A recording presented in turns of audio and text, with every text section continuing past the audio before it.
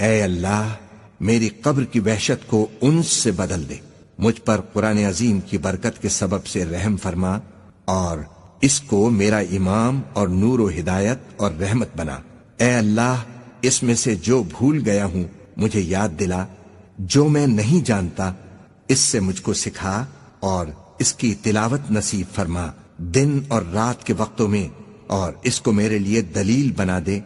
اے دنیا و آخرت کے مالک، اے بے پناہ رحمت و بخشش والے، مجھ پر تیری کس قدر بے شمار نعمتیں ہیں جن میں ہر نعمت پر تیرے شکر کا میں حق ادا نہیں کر سکتا۔ مجھ پر رحم و کرم فرمانے والے، مجھے فقر و تنگ دستی سے ذلیل نہ کیجو، قرض کی بدنامی سے مجھے بچائیو، اور جو نعمتیں تو نے ہمیں دی ہیں ان کو ہم سے واپس نہ لیجو۔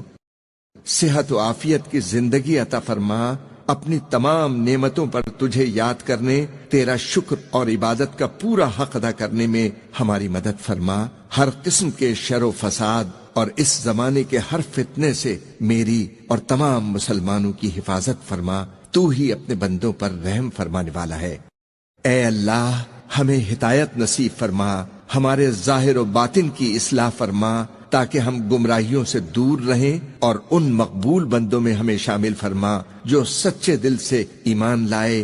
تو پاک اور بے عیب ہے، ہم تیری نعمتوں کا شمار نہیں کر سکتے، ہم تیری نعمتوں کے شکر کا حق ادا نہیں کر سکتے۔ تو ہی سب سے زیادہ رحیم و کریم ہے اور ہر مانگنے والے کو سب کچھ دینے والا ہے۔